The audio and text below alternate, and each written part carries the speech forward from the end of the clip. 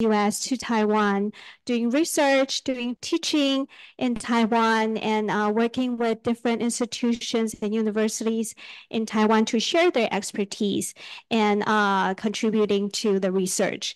And this year, today we have 3 scholars who will be joining us to share about their time in Taiwan, what happened with the research, what happened with their teaching, and all the interesting experience that's happening for the past few months. So this is a very exciting day. I'm really looking forward to the sharing today. And this year, to try to broadcasting and sharing all the wonderful experience by our scholars, we also participate with, we work with Project Tyra. Project Tyra is a Taiwanese Young Research Association. It's a nonprofit student-run organization that consists with more than 1,000 Taiwanese PhD master students overseas. And we invite them to also joining online from all over the world. A lot of them are in the U.S., but also in other countries as well. So we hope to share this wonderful experience with a broader audience. A lot of them are very interested in your research. So today we are also very fortunate to welcome Professor Deng Qiaoxing. So she represents Project Tyra to join us offline. She earned her PhD in nursing from University of North Carolina at Chapel Hill. And she returned to Taiwan and is currently an assistant professor at Chang'an University. So really glad to have her joining us today. And online, we also have from Project Tyra's IT team, Zheng Jingyuan. He will be doing all the IT hosting infrastructure, helping us to broadcasting through YouTube to audience around the world. He is currently a research assistant at National Shida University. Yeah, so we're very fortunate to have a representative from Project Tyra to join us. So without further ado, please allow me to welcome our first speaker today, Dr. Carmelo Esterrich. And he's going to talk with us about teaching media in Taiwan, learning everything from Taiwan. So please join us welcoming Dr. Esterrich.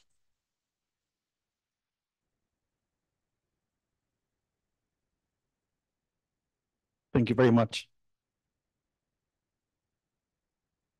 All set up? This is just my notes. 等一下。Okay. 12 weeks of intensive Chinese does something. Good afternoon, everybody. My name is Carmelo Esterrich. I'm a professor in the School of Communication and Culture at Columbia College Chicago. It's a small liberal arts school that focuses on arts and media. And I am a Fulbright scholar for the spring semester. I arrived here early January, and I'm leaving in about 3 weeks. And I was teaching at the Department of English at National Central University in Taoyuan. And it was a marvelous experience. And part of what I want to do today is talk a little bit about what I did as a teacher, but also the kinds of activities that I led and helped organize at the university. One of the things that I love the most about what I did at NCU is that the classroom was only one of the things that I was doing. And that there are several events. Hello there. There are several events that were planned around my being at the university, and that was really quite wonderful. I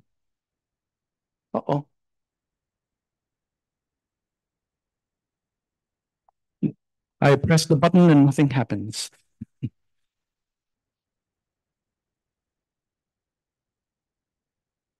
It was working.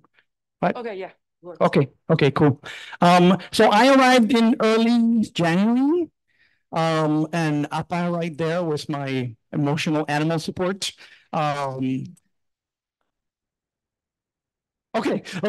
recording in progress. Good, that's wonderful. Typical of the Fulbright scholar experience, the university provided housing for me, so I lived on campus. And it was really quite wonderful to be close to the students, close to the university, close to all of the events.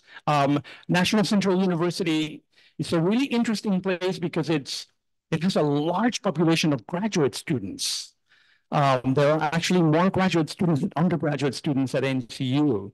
And so the university wanted me to teach an undergraduate course and a graduate course. What ended up happening is that we did an advanced undergraduate course to make sure that their English was advanced enough for all the readings and the discussions in class.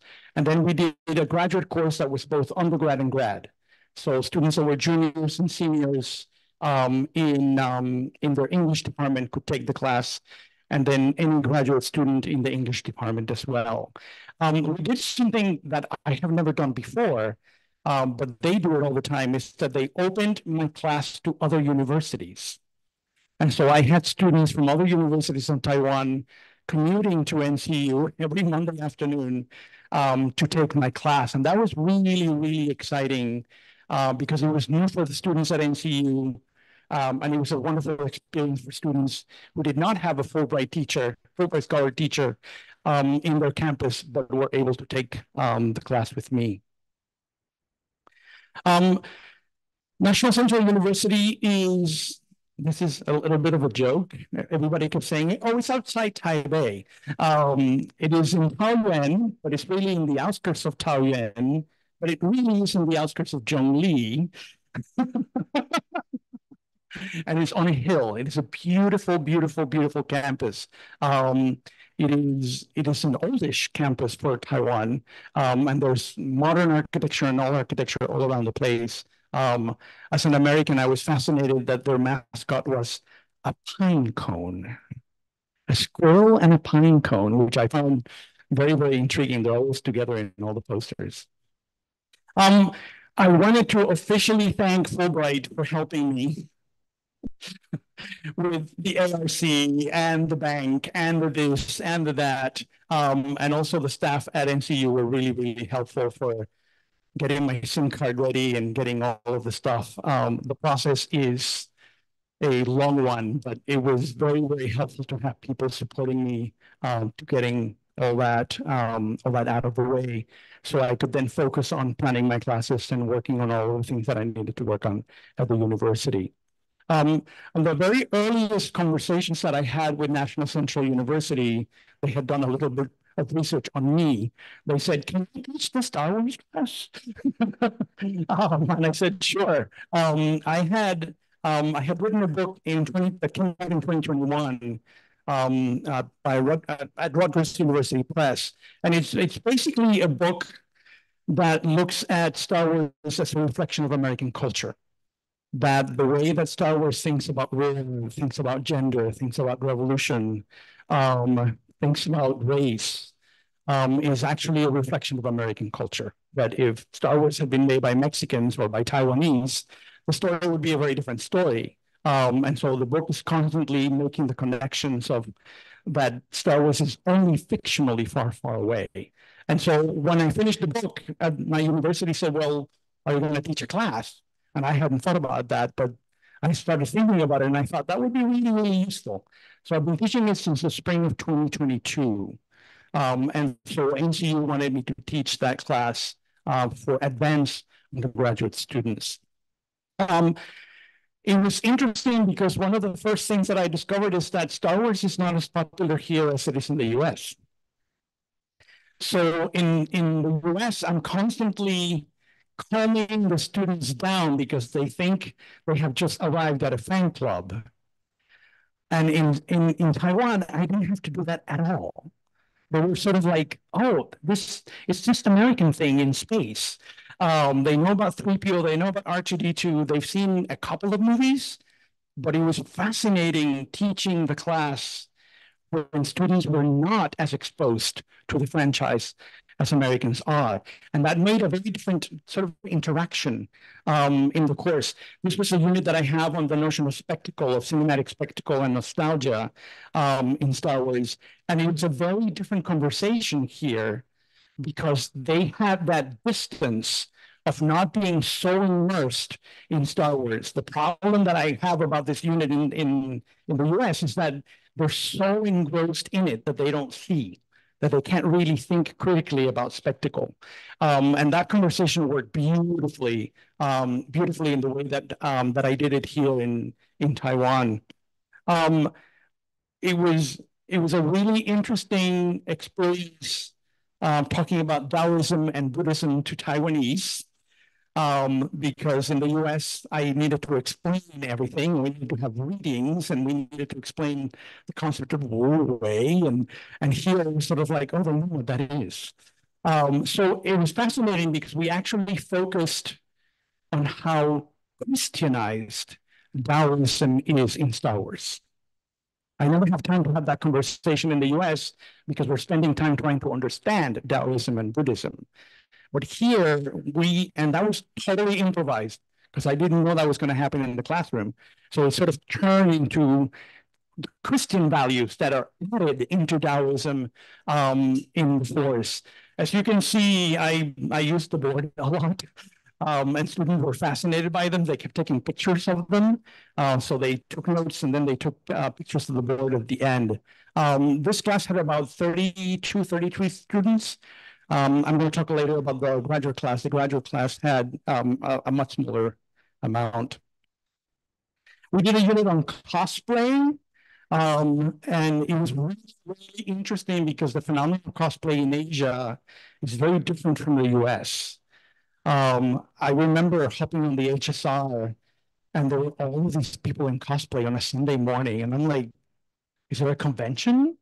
And then I realized, no, Asians don't need a convention to dress up. In the US, you only do it when you go to a con. And here, there's this other experience.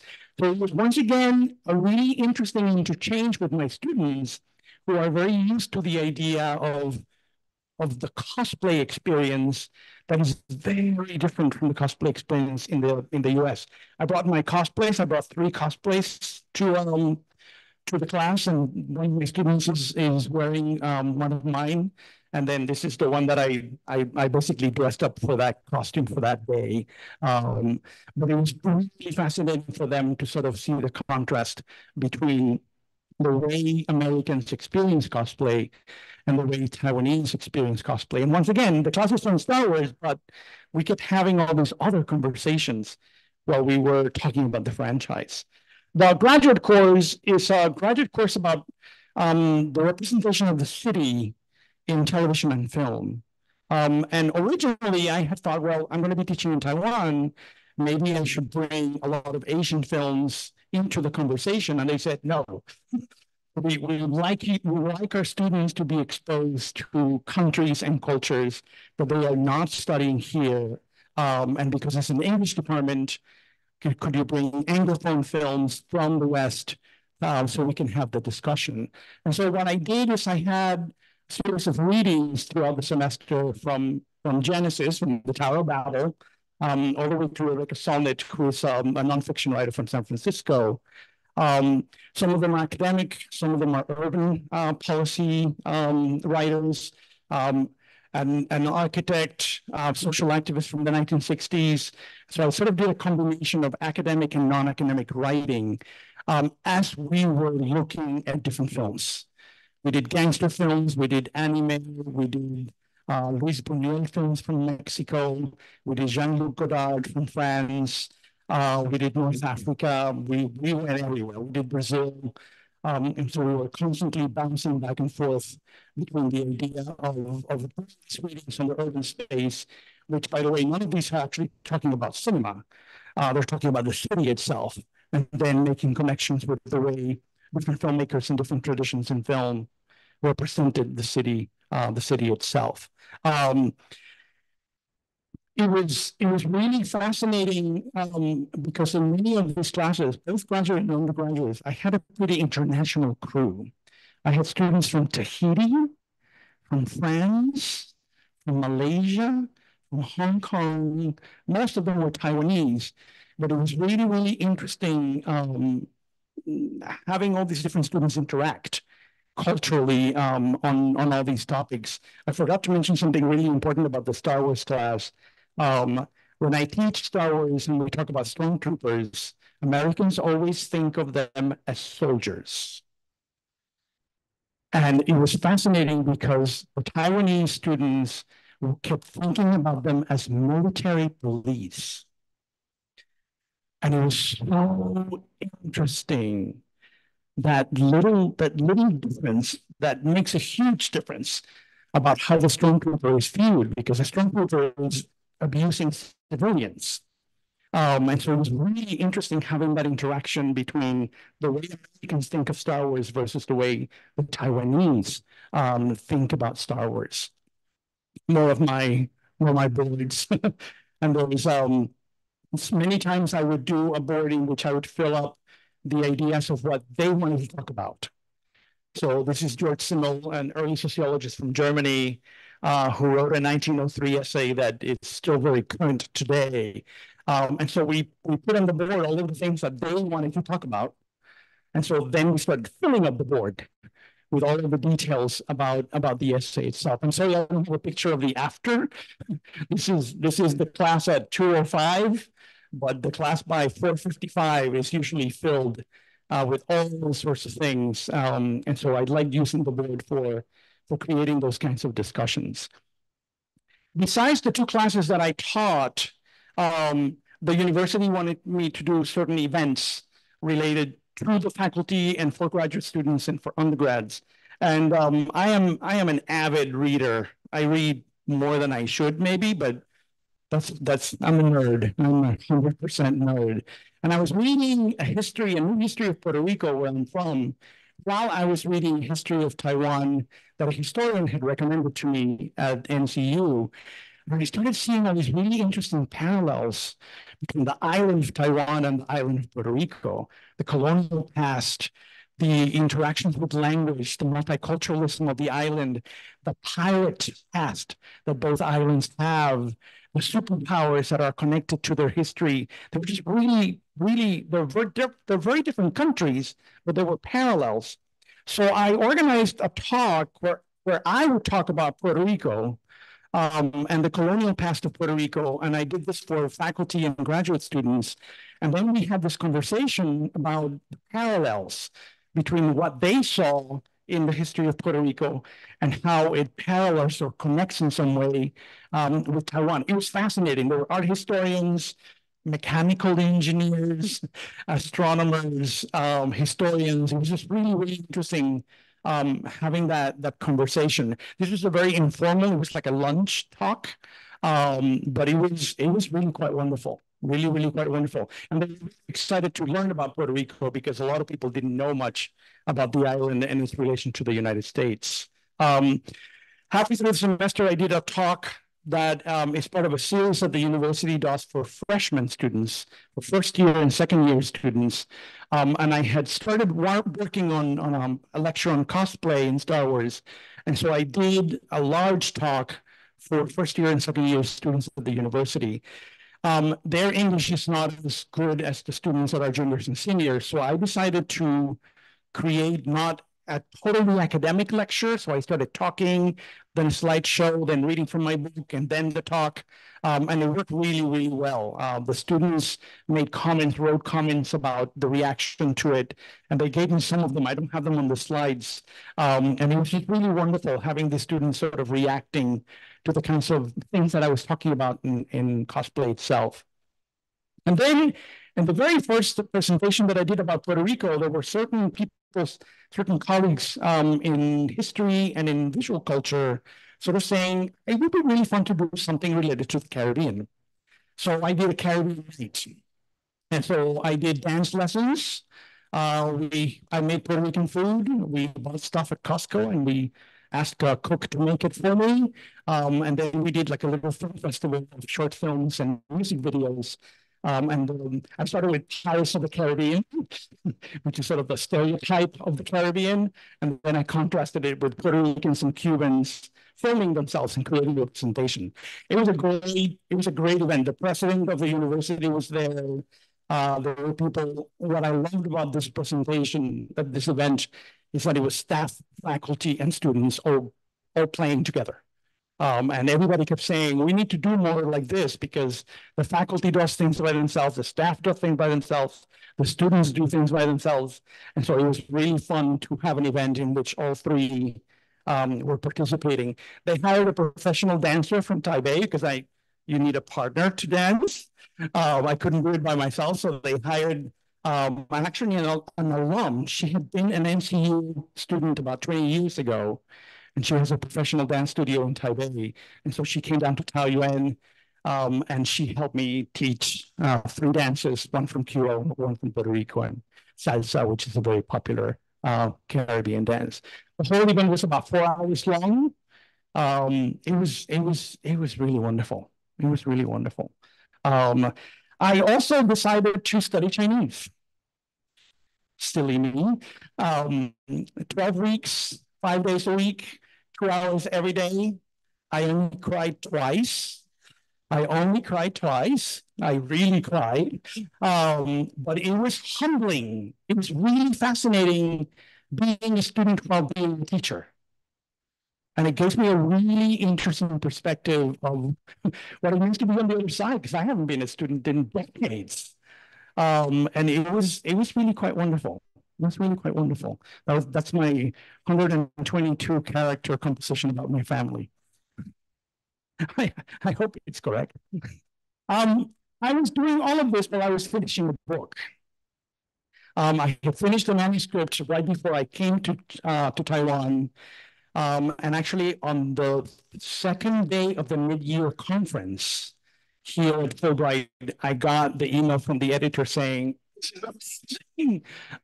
but I still had to do edits and changes and galleys and proofs. And so besides all of the things that you have been seeing, I was also trying to finish this book. It's on Mexican rock music. Bloomsbury Press has a series called 33 and a Third, which are about rock albums. And so this is about one rock album from Mexico from the 1990s, and it's coming out in 2025. And I just got the cover about 2 weeks ago, so I wanted to share it with you as well. And of course, I needed to see the island, and I needed to travel, and I went to as many places as I could. I'm still not done traveling because I'm leaving the 24th, so I'm going to try. I really want to get to Hualien before I leave because I haven't seen the east part of Taiwan. And the HSR and I are very good friends. I love traveling on that thing. It's been a wonderful experience. I was in Taichung about 2 weeks ago, and a group of high schoolers approached me and they said, can we give you a tour of the old Japanese train station? We've always done it in Chinese, but we'd like to practice our English with you. So I had 6 high school students, all of them trying to be the tour guide for about an hour and a half. It was marvelous. It was really, really wonderful. And of course, food. And that's just a very small sample of what I have been eating. I have not weighed myself, and I don't want to know. And chou tofu is very good, but only in Wanqiao. Wanqiao has the best, I think. It's really good. It's really good. I also did a series of posts. I think I counted this morning. I've done 186 social media posts on my experience and my traveling around Taiwan. I did a trip to Japan. I didn't count that, so that's not counting the trip to Japan. 186 posts, and I have decided that I'm going to continue the posts about my culture shock coming back to the United States. And so I want to see now how I feel about my own country, and my own city, and my own community as I start missing Taiwan and start comparing and contrasting, the lack of a high-speed rail and horrifying health insurance service and all of those wonderful things that America has to offer. And so there's my Instagram and my Facebook there. If you want to follow me, you are more than welcome to follow it. I'm constantly posting things, and some of them are just pictures with a little caption. Some of them are long, extended little essays. So thank you very much. I think we have time for like questions and things like that. 5 minutes. Okay. Thank you for listening. Thank you for coming.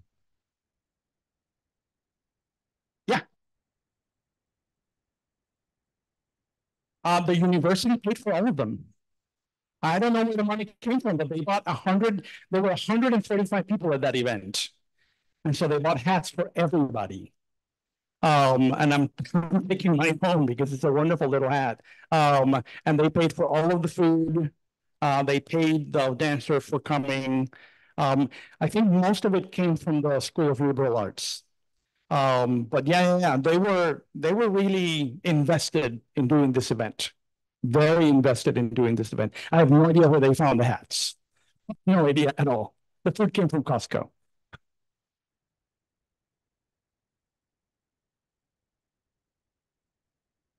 Any other questions or comments? Yeah. And how do you find the Taiwanese student different from the students in the U.S.? Any? You know, when I arrived here, everybody told me they're very quiet. That's not my experience. I don't know if it's because of the way I teach, but I think because I knew that they were quiet, in quotes, that I created a structure in the class in which I would prepare them to talk. And so they got used to it. They got used to it, that they knew that they needed to talk. And usually by the third hour of the class, I would always say, well, now I would love to hear from people who haven't spoken yet. And they were really good at sort of raising their hands and speaking. It is really interesting.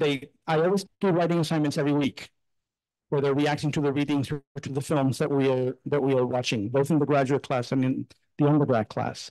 So it was really clear that they were paying attention and that they were reading. My American students don't read. My Taiwanese students, you know, not everybody's going to get an A, but they were engaged. They were really engaged. And so it was interesting that the class was infinitely more interactive than I was afraid it was going to be. But I think because they warned me about it, I created an atmosphere of talking is what we do. I do not do a lecture for 3 hours. I do not do that. I don't do slide presentations. We just talk and then we have activities. And so I think that helped. But no, I'll take Taiwanese students anytime. Anytime. It was marvelous. It was marvelous. Yeah. Yeah.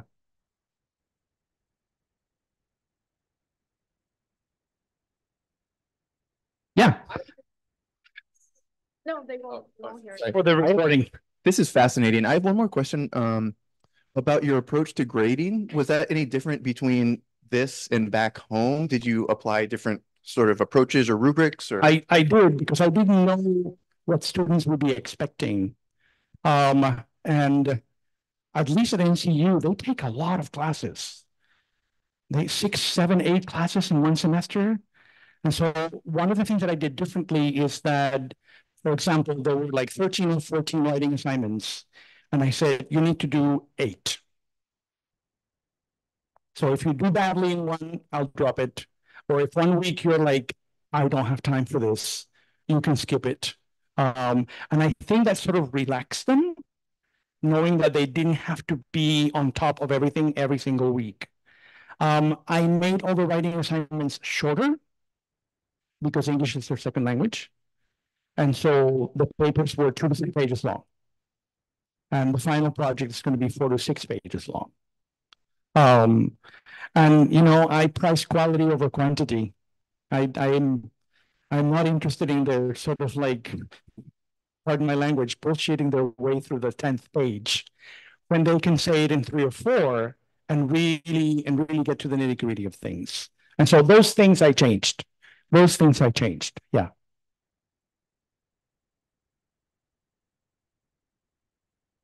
We can talk more. I mean, I'm not leaving till June 24th.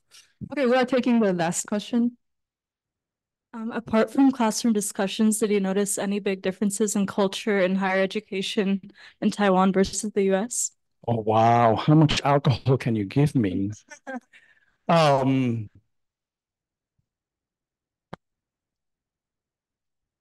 start with one that was a little shocking to me. My students were shocked that I was not having someone else open the room for me and that I was erasing the board myself. There was this idea that I needed to assign someone every week that would be the person in charge of going to the main office, getting the keys of the room, opening the room, turning on the AC, turning on the lights, turning on the computer. It's like, I can do that. So that was really interesting how there's this sort of deference that the professor should not be dealing with that. My graduate students, after class, I started talking with them. There were some days that I had to kick them out of the room, sort of like, I'm exhausted. I need to go home. Because they kept asking questions and asking questions. But while we were asking questions, someone is erasing the board, somebody's turning off the computer, somebody took the keys to the main department. And all this, I remember at the beginning, it's like, where are the keys? Oh, yeah, Alice took them already. Don't worry about it. Don't worry about it. So that's one thing. I think the other thing,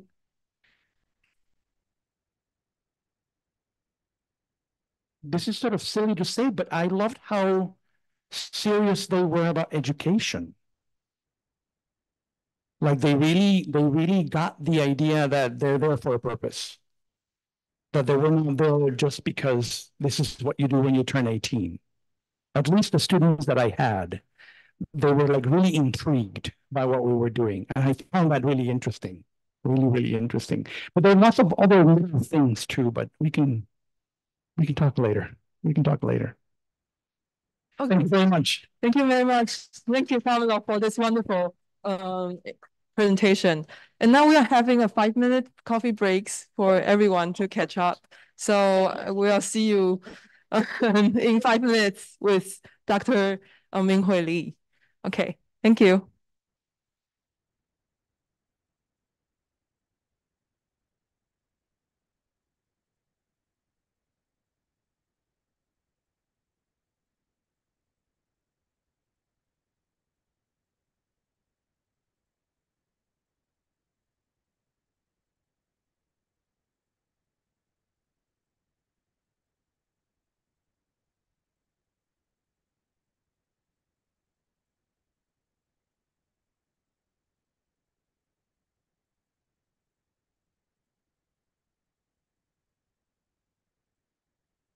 Hello.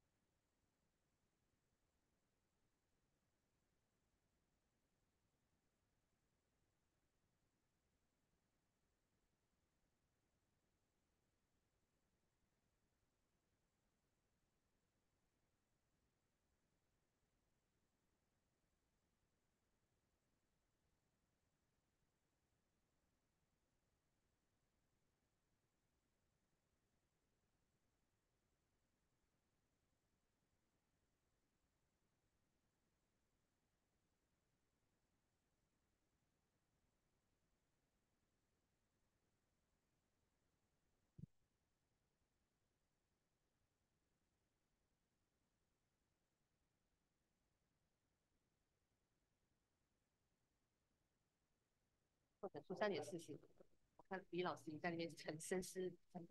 哦，这个是你。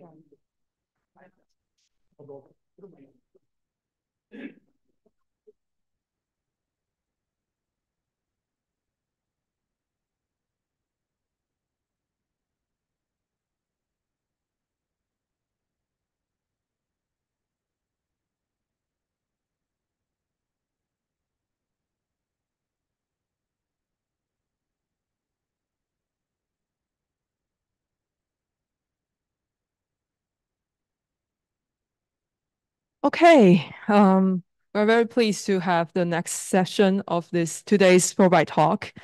And next up, we are going to welcome our next scholar, Dr. Ming-Hui Li. Dr. Li is an associate professor from St. John's University, New York.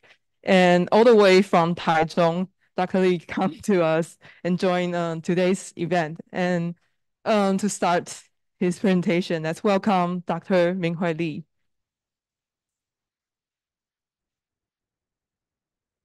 Hello, everyone. Very nice to see you here. Yeah, I'm happy to see everybody here. Okay.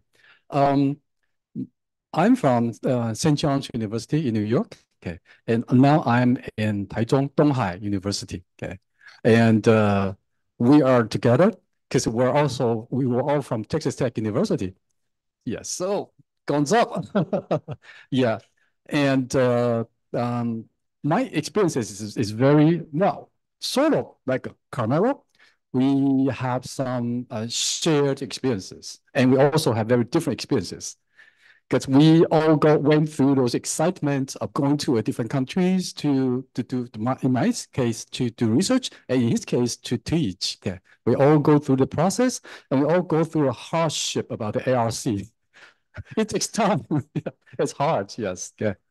That's right, yeah. But after that, we have very different experiences. You go to Taoyuan to teach, and I go to Taichung, I do research. So basically, I do not see students. I do have time to have a discussion with them when they invite me to their classroom, but I do not officially teach at Taichung, at Donghai University. So the focus of today's talk, from my part, is to share my research. I have no pictures about how I interact with students because I don't teach. All I do, so far, all I do is doing research. Okay. All right. So the topic is, for my talk, is the development of a school-based resilience program for Taiwanese adolescents.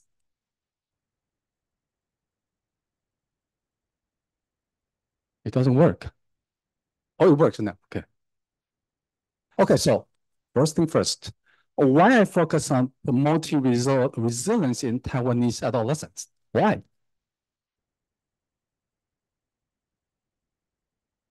Okay, because there is a high depression rate among Taiwanese adolescents. Okay, World Health Organization report that 1 in 7 adolescents around the world are suffering from mental health issues, such like depression, anxiety, and behavior problems. In the U.S., the depression rate among adolescents is about 20%, okay.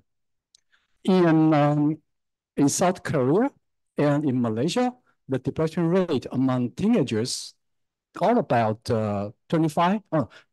South Korea is about 25, and Malaysia is about 26. So they're still high. What about Taiwan? 31.4% of adolescents, they're showing some sign of depression. Okay. So in Taiwan, about 1 in 3 high school students are suffering from depression. Okay. Oh, by the way, I'm doing research now, right? And one of the measures that I use for my study is depression. So I have the data collected that can indicate the depression rates in Taiwan. Okay, so far I have not analyzed all the data yet, but so far, according to what I have, the depression rate among teenagers in Taiwan is 29%. That includes only those who are having high level of stress, of depression, and those who are having very high level of depression. If if I include those who are having moderate level of depression, the rate will be over 50%. So it's pretty severe. Okay. And psychological resilience not only help promote mental health and well-being, but also serve as a protective factors against mental health issues such as depression. That is the reason why I want to develop a program that aims to enhance resilience in adolescents, because the higher the level of resilience, the lower the level of depression.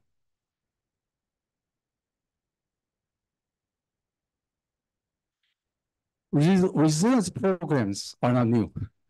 Actually, there are a lot of programs occur and implemented at this moment across the world. Okay, but there's limitation.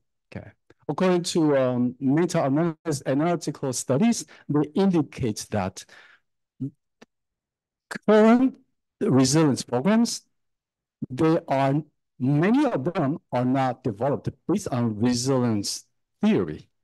Instead, resilience theory is focusing on positivity. It is related to positive psychology. While most of the resilience programs these days, they are developed based on CBT, cognitive behavior therapy, okay? And that therapy is focusing on negativity. So it's different. And also, they indicate that many of these programs, so-called resilience programs, they do not measure resilience directly.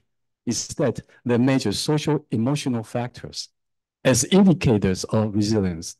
What do they measure? They measure something like a problem-solving ability. They measure like your ability to control your own temper, the ability to find resources. All those abilities are related to social emotional learning, not directly, well, they're related to resilience, but they are not resilience itself, okay? That's why there are limitations for those current resilience programs. And they also, I mean, these meta-analytical studies also indicate that now we really need to have a program that is developed based on solid resilience program and directly measure resilience. Okay, this is why I developed this program. Okay, this common program. I have not developed it yet. This is only in the process of doing it. Okay, and so the program that I developed need to follow a theoretical background, a theoretical framework, and the framework is okay. Alice, adaptation-based approach to resilience.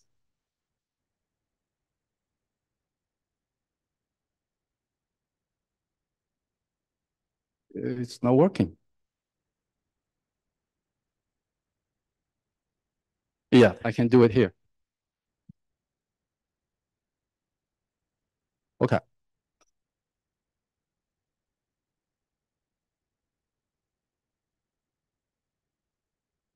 Okay, so now let's come to the present project. Thank you. Okay, my project has two purposes. The first one is to investigate factors that contribute to resilience in Taiwanese teenagers and the mechanism by which the factors influence resilience. Purpose number two, to design a school-based culturally responsive resilience promotion program for Taiwanese teenagers by collaborating with local educators, counselors, and related personnel. And as I said earlier, my program is developed based on Alice et al.'s adaptation-based approach to resilience. Okay, so what is the so-called adaptation-based approach to resilience? Okay, basically this is what it is. Alice et al. Believe that when we want to enhance people's resilience, you don't teach them how to do things. You don't teach them how to enhance their resilience because they already have resilience in them. They say that when you are growing up, you have experienced a lot of difficulties, and you either adapt to it or you either cope with it successfully. All those experiences are inside of you, and help you to develop some kind of quality, and those quality are already inside of you.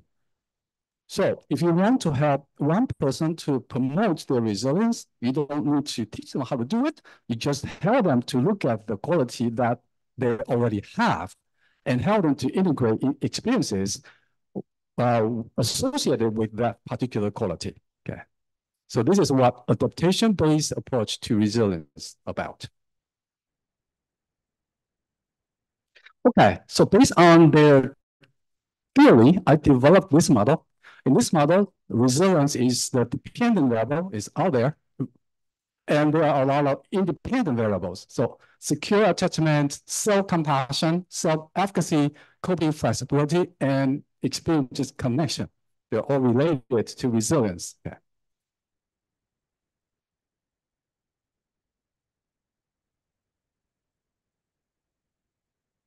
Okay, so based on that theoretical framework, I'll have to collect data to see if data fit the theoretical model closely. Okay, so this is how I collect data. I have quantitative data and qualitative data. Okay, regarding quantitative data, I went to different schools to recruit the students to participate in my study. And when they are being recruited, they voluntarily respond to an online questionnaire. Okay, and so that is how I collect the data. Okay, in that online session, online survey, I have all this information. I have demographic questions, and also I have many different measures. These measures all have very good reliability and validity to make sure that I am measuring what I want to measure. Okay, and all these measures not only have good reliability and validity, they have been used across the world many times by many researchers. So we are very validated. Okay. And regarding the qualitative data, it takes time. So we have to interview students. Okay, so a total of 8 high school students, they were interviewed about their perception about resilience development. Okay, I went to the high school to ask them, can you recruit students from your school? It's not an easy job, to be honest. I went to different schools, and many schools, they would say no, because I take their time. It's not easy at all. So I received a lot of other support in order to recruit students. And here's, you can see on this picture, the school, when they said that they will allow me to recruit, they will provide support for the students to conduct, to respond to the survey. The school provide them iPad, okay, and so they do it in classroom time using the iPad to respond to the online survey. This school is very, very supportive. Okay, so now let's come to project objectives, method used to address the objectives and result achieved.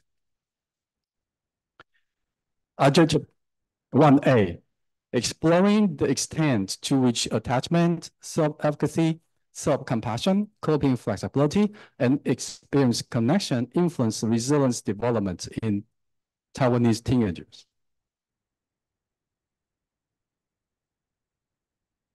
Here is the model. Basically, objective 1A is testing this model to see if this model fit the data I collect from high school students.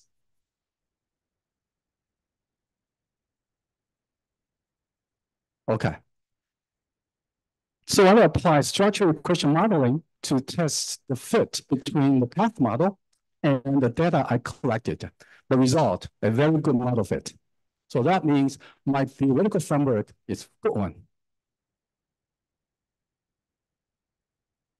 Objective 1B, detecting whether stress, anxiety, and depression intervene the pathways.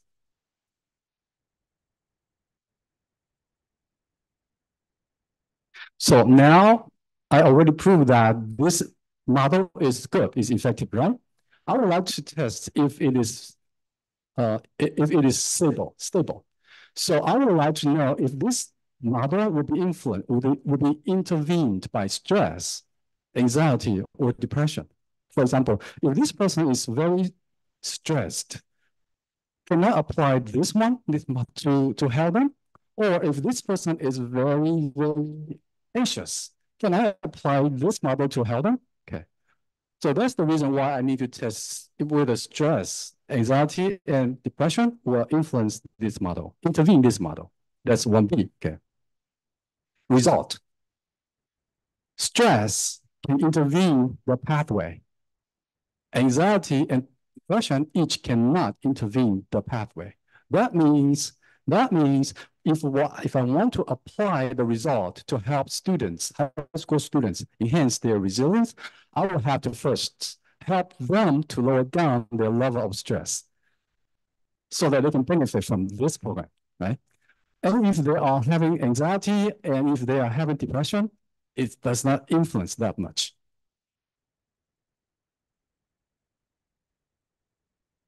Objective 2A, investigating how cultural dimensions relate to resilience and resilience pathways.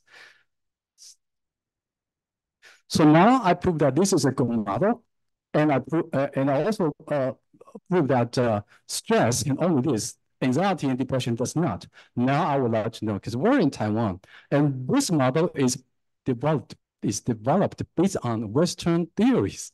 So I would like to know if cultural factors will impact this model.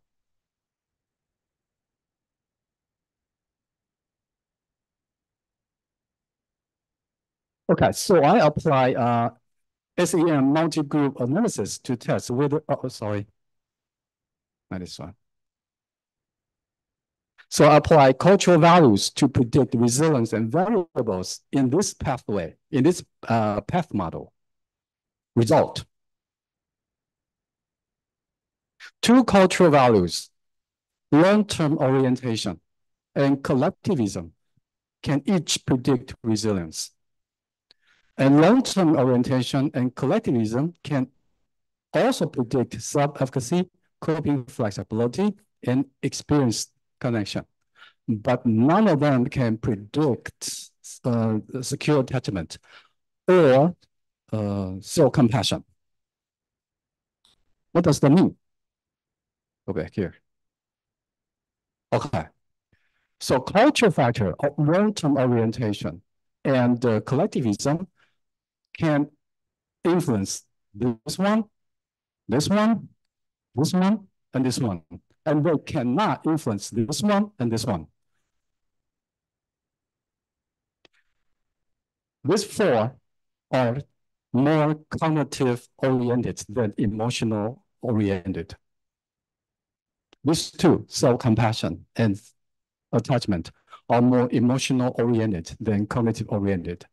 So the implication is that long-term orientation and collectivism in Taiwan may be more stronger to influence cognitive portion of this model than emotional portion of this model.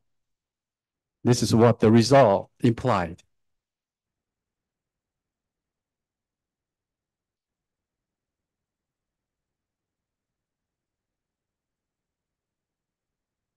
So I interviewed objective 2B. Okay. So I would like to explore teenagers' perception about resilience. So I interviewed 8 high school students to gain insight into their perception of resilience.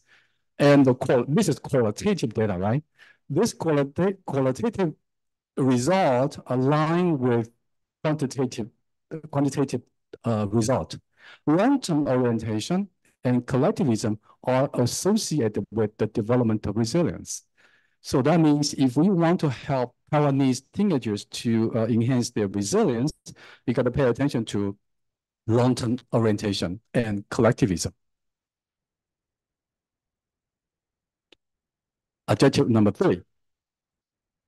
This objective is related to implementation. Oh, no, not yet there. Design a program based on result of objective number 1 and objective number 2.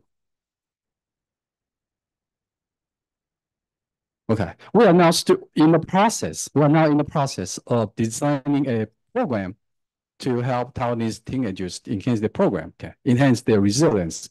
It is still under development, so I don't have a complete program to show you. We can only show you something that we already have at this moment. Again, everything is related to this program, right? Okay, we prove that this is good, and it is relatively stable, and culture can influence the upper part and not the later part, right? So, based on that, we know that if we can enhance attachment, self-compassion, self-efficacy, coping flexibility, and experience connection, then we can increase their resilience based on what we have, right? So we developed activities that can help them to enhance their attachment, self-compassion, self-efficacy, coping flexibility, and experience connection, right?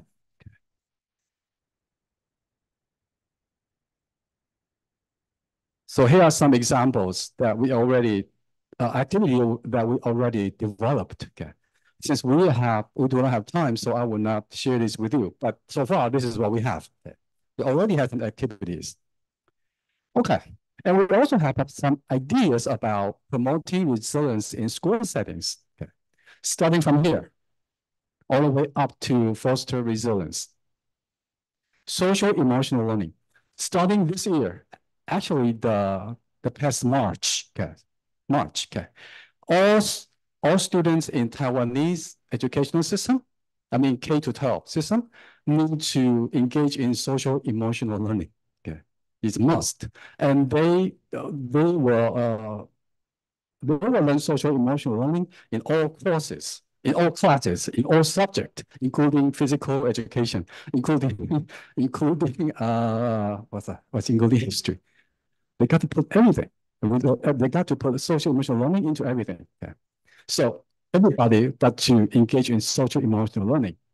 And so we suggest, based on this fact, we suggest that we will encourage students to apply their social emotional skills learned from these classes, to cope with day-to-day life challenges, such like having a conflict with siblings, such like having difficulty finding resources to solve a mathematical problems. Okay, and after they apply SEL to help to their daily life challenges, they will have experiences, right? Then we will encourage them to integrate successful coping or adaptive experiences into those qualities, so that they can enhance their resilience. And how can we help them to integrate experiences? Here, we developed some kind of activities that can help them to integrate their experiences.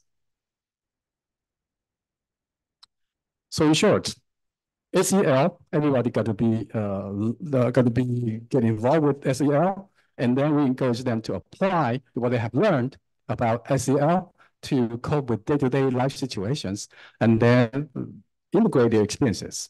When they are able to integrate their experiences, they will foster their resilience. We also have ideas about integrating resilience program into school mental health support system. Everybody learns everybody got engaged in social emotional learning, right? So this is a very big circle. Everybody got involved, okay? For those who are showing signs of depression, we put them into resilience promotion program, okay? Not everybody needs to be in the resilience program, because everybody already have a resilience. It is just that some people have higher level of resilience, some people do not have much resilience, okay? So we only identify those who are vulnerable to depression and put them into resilience program. If it doesn't work, then we will have to refer them to a psychiatrist or counselors, mental health counselors. We're in school settings, so we do not do treatment. We have to refer them out, okay? And we need to have a crisis intervention team in the school. So even though some of them may be seeing a psychiatrist, but they may have still have some kind of suicidal thoughts, ideas, or they may commit suicide at school settings. That's why in the school settings, they need to have a crisis intervention team. Okay. All right, so all in all, I have a program. I tested, and the program, the legal framework, I tested and it proved to be effective, and I considered the cultural factors. Okay, so it's good for me to put them into action into a program, and we are not developing it. Okay, after the program has been developed, we will suggest that we put it here, resilient promotion program, and it is only for those who are vulnerable to depression, not everybody. Okay, and that will be here in this overall school mental health support system. So far, that's what we have. Thank you. Questions? Yes.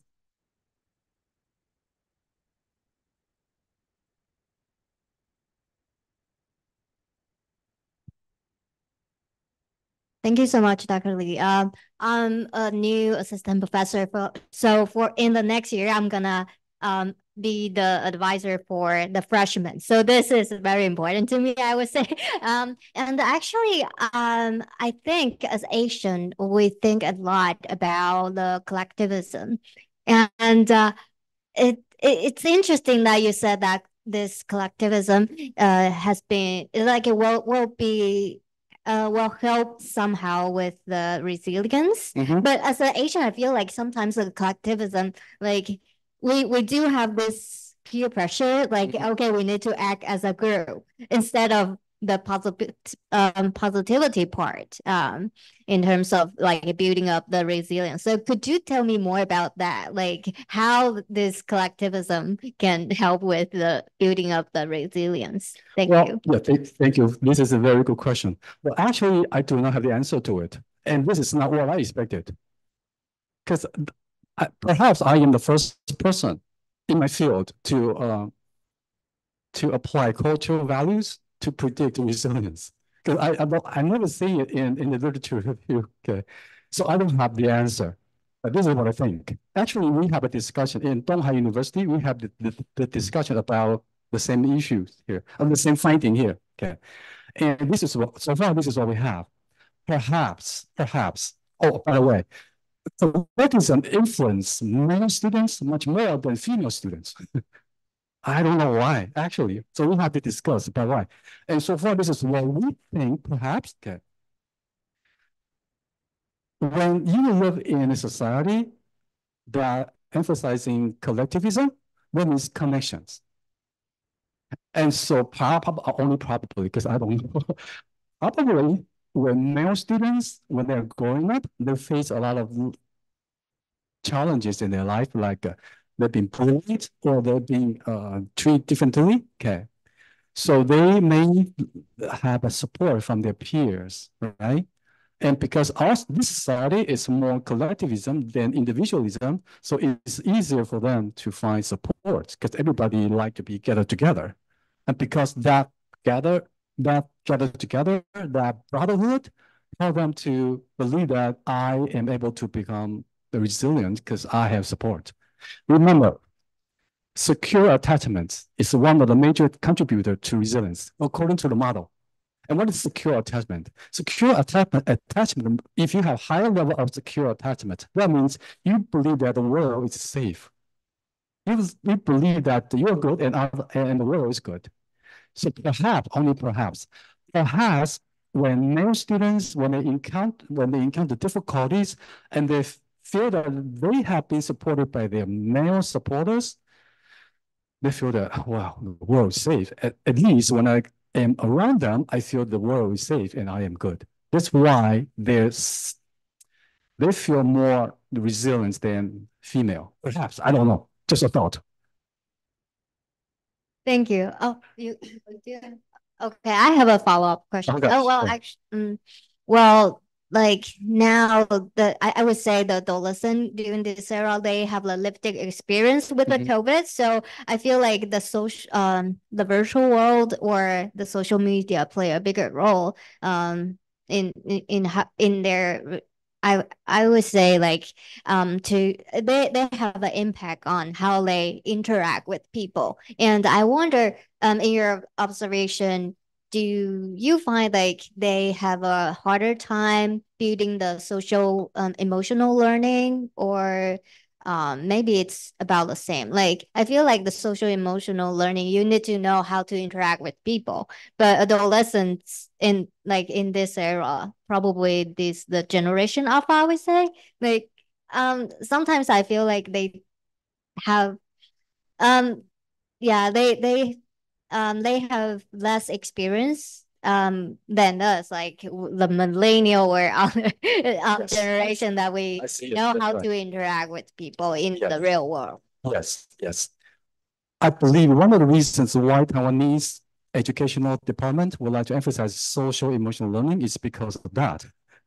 Because now people they do not live in interaction way of living. They just rely on social media, and when they interact with other people, basically most of the time they interact online instead of real life, right? So perhaps this is the reason why they want to emphasize social emotional learning. Okay, going back to your question, yes, I do believe that if you are strongly engaged with in social media activity, then you have less opportunity to interact with real person, and that will impact your life. I do agree with that. Okay, but I do not have data. I do not have the evidence to show that. The thing I can show you is, according to what I have, the data here. Okay, I found that for those who are, I asked them, what do you do in your leisure time? Do you interact with people, or do you interact with people online? Okay, I asked these questions, and I use this to predict their resilience. Guess what? Those who mostly interact with people online, they do not have higher level of resilience compared to those who are interacting with people live.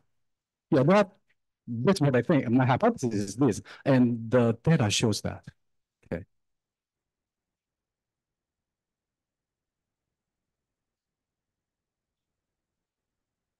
Thank you for the presentation as well. And before I ask my question, I just wanted to make sure that I understand it correctly.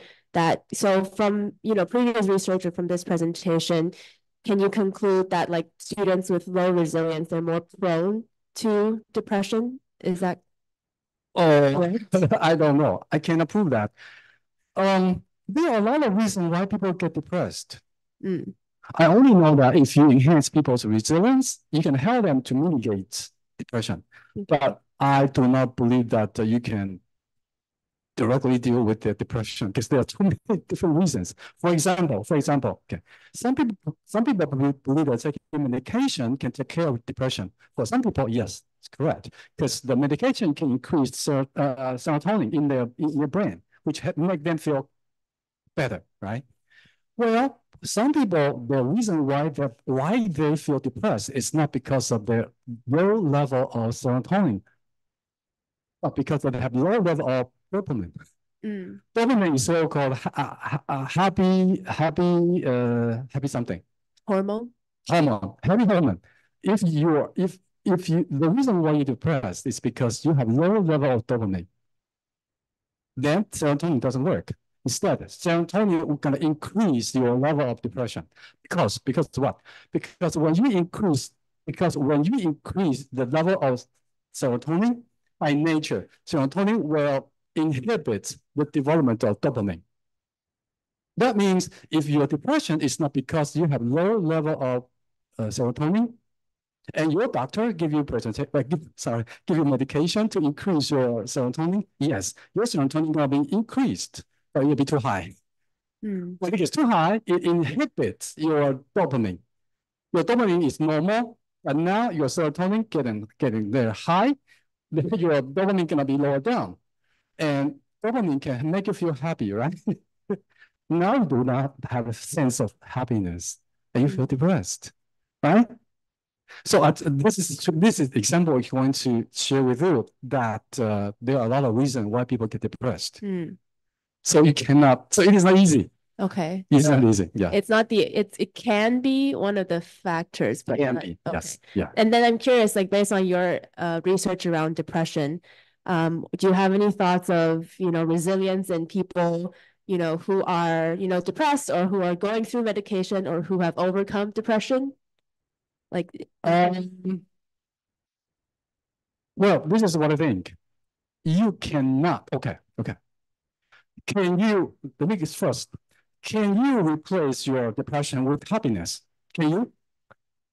No, you can't. Can you replace your negativity with positivity? Can you? No, you can't. They exist at the same time, inside of everybody. You can feel depressed. At the same time, you have the ability to feel happy. It just, well, if your depression is, it's not too high. When you get too much depressed, it is not, you will feel depressed, not because you cannot feel happiness, but because your attention has been focused on depression instead of positivity. You still have the ability to feel happy, to feel positive things, but because you feel depressed and you choose, not necessarily you choose, your physical response make you focus all your focus on depression. So you'll feel that everything is depressed, everything is negativity. But in fact, physically, you are able to feel negativity and positivity at the same time. All right? So if you enhance the resilience to a very high level, can you get rid of their depression? No. I would think no, because like I say, there's so many reasons why you get depressed. If using psychosocial approach, which is this one, to increase your resilience level, well, that's good. But what if the reason for depression is because you have low level of serotonin? How can you use this to increase your physical hormone in your brain? It's not easy, right? So I do not believe that the resilience program can get rid of depression. I do not believe that.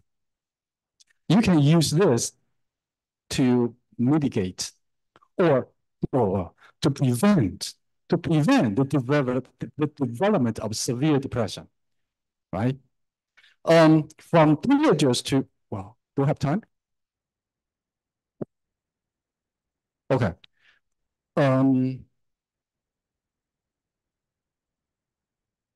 It's a long story. Yeah. So, it's when you get older, your depression level is usually it is going down.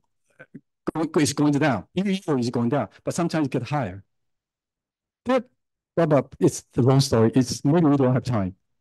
We can talk about this later on, but not at this time because I don't have time. One last question for Dr. Shai. Thank you so much for this really interesting presentation. Since I have kids in school here, I see so much a need for this, the contrast with the American education system. And I think having more social emotional learning built into early education is so important.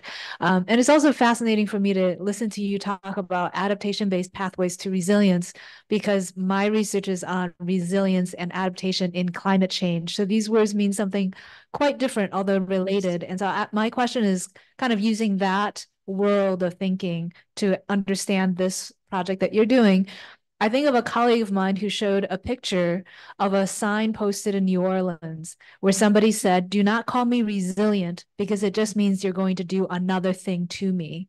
And so there's a lot of things in that space where people say, there's so many structural issues that cause me to be unresilient, and yet you expect me to be resilient. It's because I have poor housing, I have racism, I have poor healthcare, and then you think that I am going to just lift myself up by the bootstraps and still make it through everything. So don't call me resilient because it means you can do one more thing to me.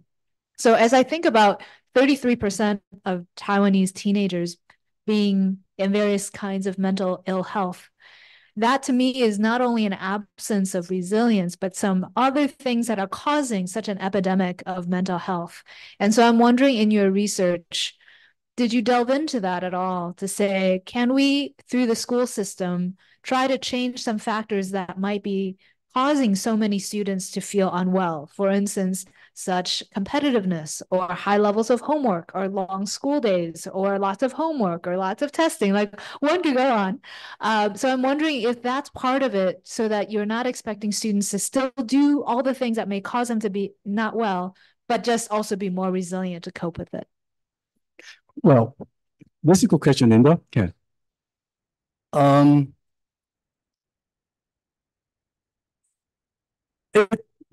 My perspective, after I hear about your questions, my feeling is that it is not okay. It's hard to answer at this time, but let me share with you. Environment, resilience is developed through the interaction of environment and individual factors. Okay, all the time across your lifespan. Okay, and there are research indicates that if you provide them with too many protective factors, that do not mean that they become resilient. And the research about resilience itself is focusing on those people who are supposed to be vulnerable, supposed to be a victim of depression, a victim of the environment, but they somehow they survive and they live very well. Again, it's interaction between environment and individual. Okay. The major thing is resilience is learned. It's not coming from the protective factors. It's not coming from environment. Of course, environment play a role, yes. And it's not coming from your intelligence, and it is not coming from your strength. Yeah, they're related, but they're not resilient. Resilience is learned. Learn from what? From your day-to-day successful coping experiences. For example, when you were very young, you do not know how to tie your shoelaces. It's a life difficulty, right? Somebody taught you how to do that. Like a mother, your teacher teach you how to do that, and you do it. This is called age-appropriate challenging situations. You successfully cope with it. Then when you learn how to hold a pencil, you don't know how to do that in the very beginning. Then you learn how to do it. And you learn it successfully, you feel good about that. Okay. This is another successful coping experiences. Day-to-day, small, tiny things. Okay. Now you have so many of those experiences. Everybody, you get so many of these experiences. Many people, they forget about that. They do not care, they do not pay attention to that. Just let it go. Then they never learn to become resilient. If some people, they connect these experiences, successful experiences together, well, not only successful, sometimes they adapt to difficult situations. They do not cope successfully. They know that it's not easy to cope. I cannot cope, but I adapt to it. When they have a successful adaptation, that is another source of resilience. Okay. Okay, all those experiences, either it is successful coping or successful adaptation, those small, tiny day-to-day experiences, positive experiences, if you connect them all together, you become resilient. So it is not environment, it's good or bad, or it play a role. It is not you, the person, you're smart, you are not smart, or you have strength, you do not have strength. Yes, it play a role. But the key to become resilient is you want to learn or not. Or if you have the ability to connect your different life experiences. The more you are able to connect your successful experiences, the better you can promote your resilience. Then resilience can be promoted across your lifespan. Make sense? Okay. Okay. Thank you. Thank you very much. Thank you.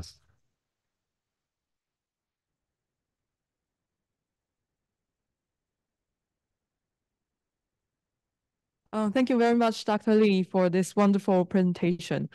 Next up, let's welcome to Mr. Clayton Salley for the last presentation of today.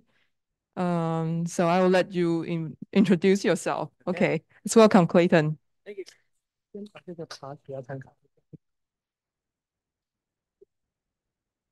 Nice, Mike.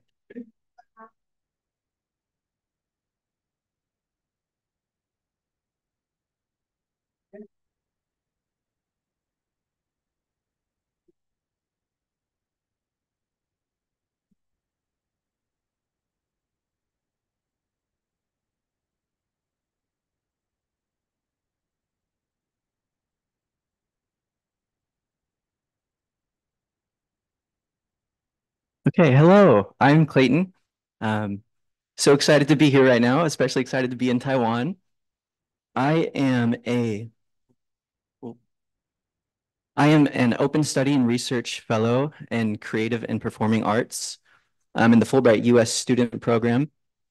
So in Taiwan, I'm based out of the Tainan National University of the Arts, graduate level metalsmithing and jewelry studios. And my host is Professor Ming-Hui. She's awesome. I'm also an MFA candidate at University of Iowa, as well as a MA from University of Iowa and a BFA from Texas Tech University. So I'm going to start my presentation by talking about my older work, and I'm going to go into what I've been doing in Taiwan to get sort of like a holistic picture of what I am, what I do, why I do it. And I'm going to try to pull out some threads that I think about with my work. And there's two main threads. The reason I come to Taiwan is because I'm very interested in this idea of a continuum or lineage of metalsmithing and jewelry. Metalsmithing processes have been passed down for millennium, improved over time, and likewise jewelry as a object has existed since before writing. So it's prehistorical, and over time it's taken many different uses and functions.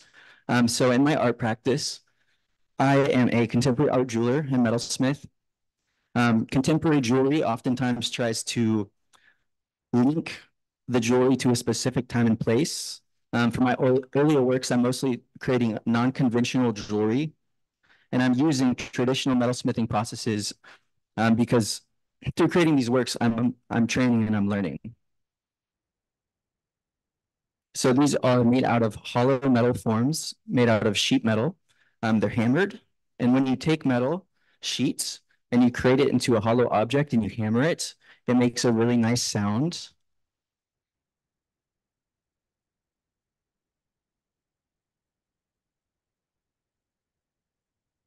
And I'm continuing exploring different ways to bend the metal.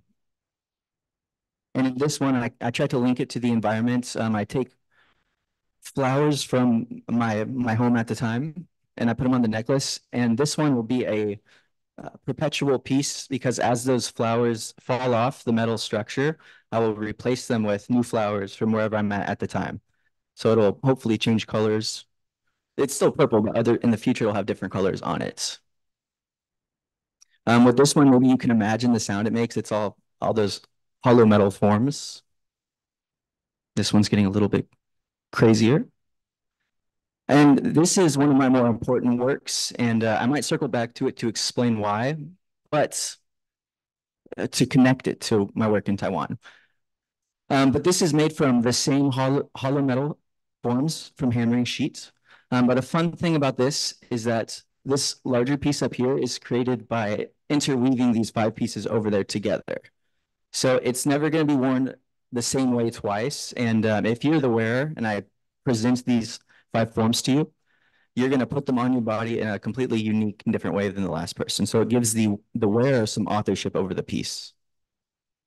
And that is an interactive nature of my work. And so the first thread I said, this idea of lineage, and I'm learning these techniques, and I'm so focused on these smithing skills, including sheet metal fabrication, because these are important skills passed down and improved upon over generations, but modern day academia focuses on conceptual art, which is good, but sometimes in America, there's a neglect of traditional processes and we risk a disconnect.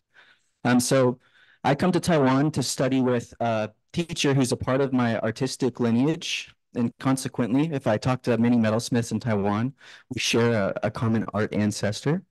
And the individuals in metalsmithing in Taiwan are extremely talented. Their focus on craft is equal to their focus on concept. So all of their artworks are going to be on a very high level of craftsmanship.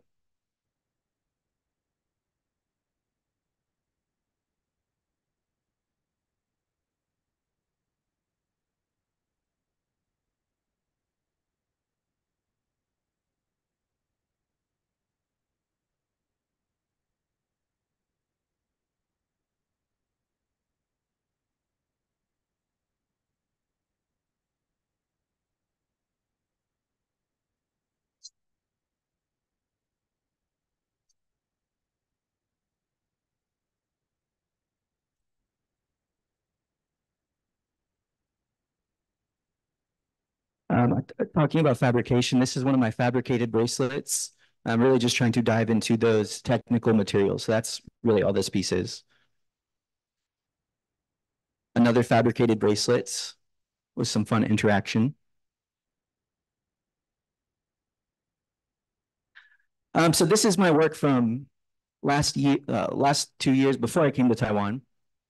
This is a brass bracelet created through 3D printing or designing on a computer, 3D printing, and then casting it to metal.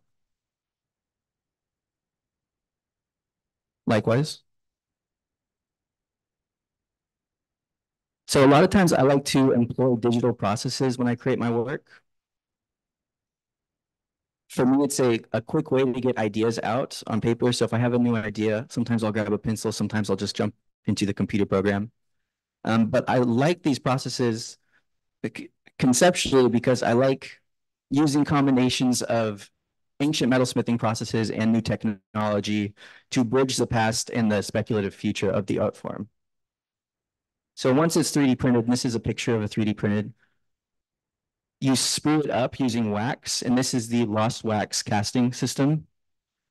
And then you pour metal into it, and you end up with a metal result.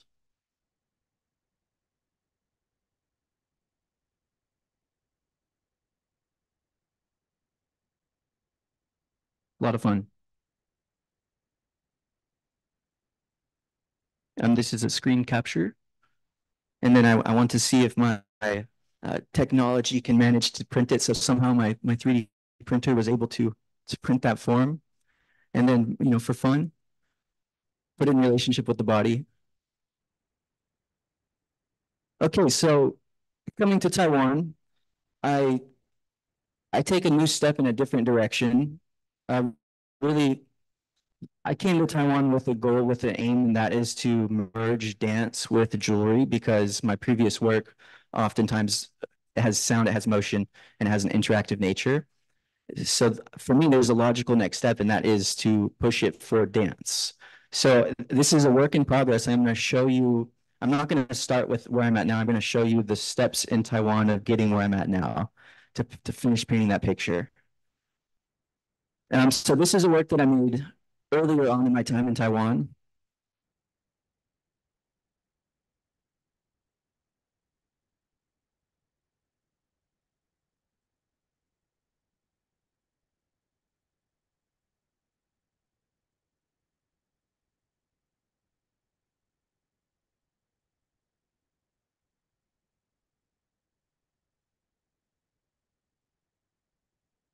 So I call this a ring. I don't know if y'all would agree it's a ring or not, but I think so. To close up. And I had a cool opportunity to show it with the Tainan National University of the Arts group exhibition recently in Taipei. So after I created that piece, I kind of reevaluate and I began questioning how and why I'm doing this project. My last piece that I just showed you is kind of like this. It's just putting motion on the body, moving it, but there's not much depth to that. And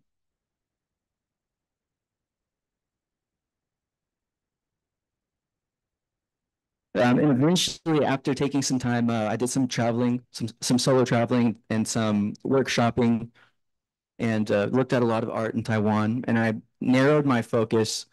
I narrowed my priority, and my priority number one became unifying the object with the body, because that is essential if a dancer is to wear it and to express themselves. And after unifying with the body, the sound and motion will follow. So I'm just going to start with that first priority, and over time, move into those other ones. So I began thinking through this new way of trying to unify. And I started thinking about arms. What do arms do? Lots of times, I'm talking up here, my arms are moving naturally. I'm not even thinking about the motion. And that is the case with your arms throughout the day, all the time. So that's sort of the way that I was looking at this. What if I had a specific bracelet that emphasized and sort of announced the motion that the arms make naturally throughout the day? And I'm not trying to think about dance with this. I'm just thinking about unity with the body. This one, you can kind of tell by the maquettes position. I'm still thinking about dance a little bit. I'm trying not to, but I'm resisting just dropping dance. So there's still some dance gestures.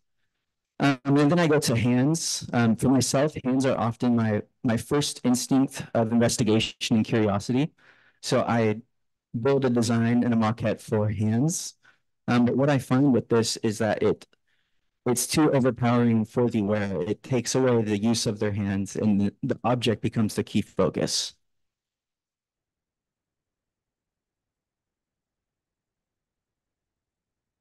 And I make these maquettes as a way to quickly get the point.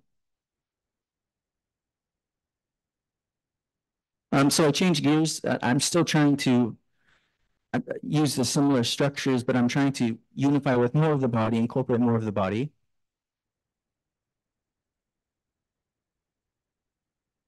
And I kind of like this direction. So I make a few more versions, and then I make this version that I kind of like. So then I made a large scale test to see if it's even possible.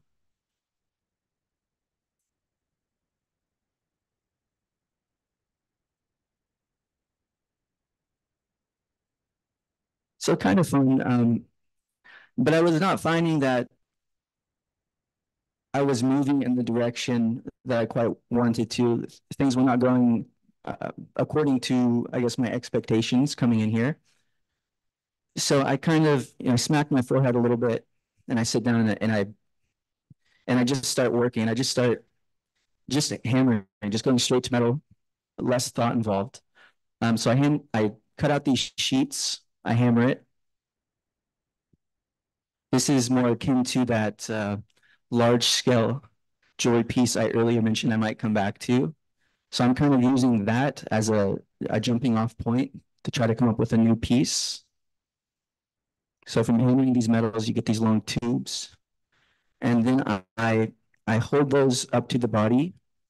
So if I take one of those arms, I'm going to hold it up to myself. I'm going to look in the mirror and I'm going to sketch it. And then I'm going to pick up a different arm, piece of metal, a different arm, hold that up, draw that. And then I can kind of sketch out these pictures.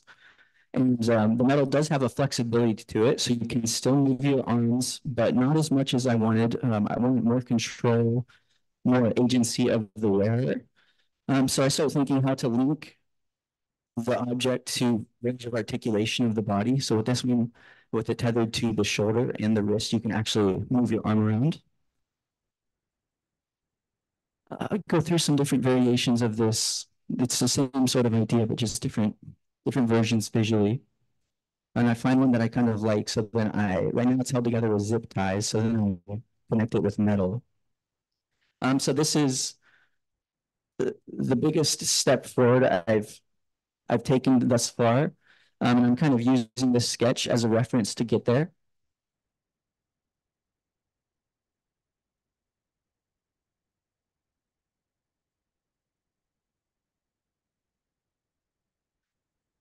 So I'm giving some time here because there's a few changes, but this is mostly where I'm at now.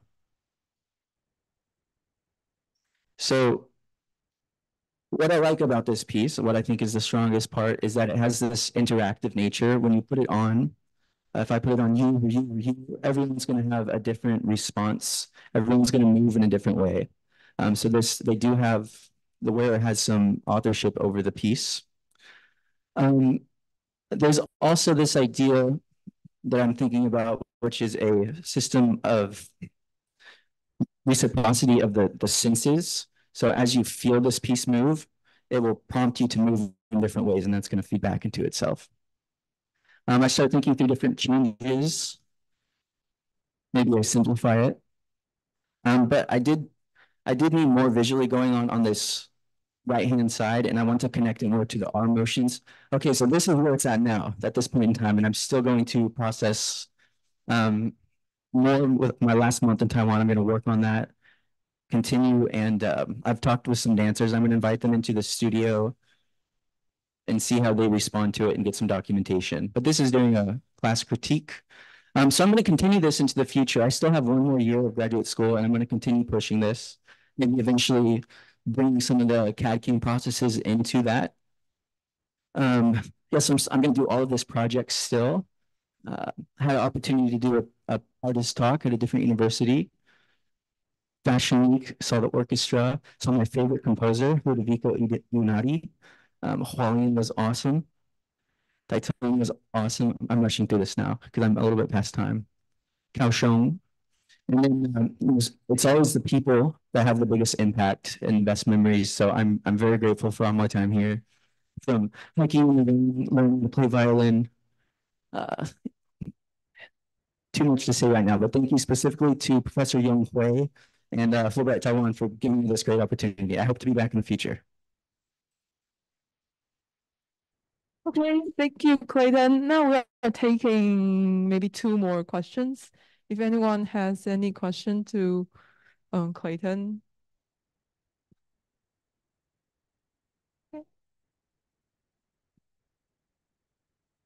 Like I just wanted to say that as like a percussionist and a performer, like your work is really cool to me. And I was just kind of wondering if there's any specific style of dance that you were hoping that like your jewelry could be employed in or. So my thoughts on dance are I found that I have to separate myself from the idea of dance because when I'm thinking of dance, I'm trying to create an end product. And it's not facilitating me working with like what I'm actually doing in front of me. It's sort of the goal is too far out there. It's too big of a jump. So in order to walk that way, I have to start with the wearability. So I don't have any idea.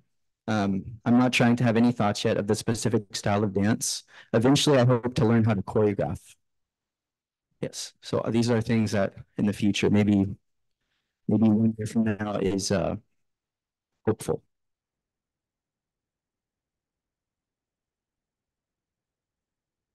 Okay.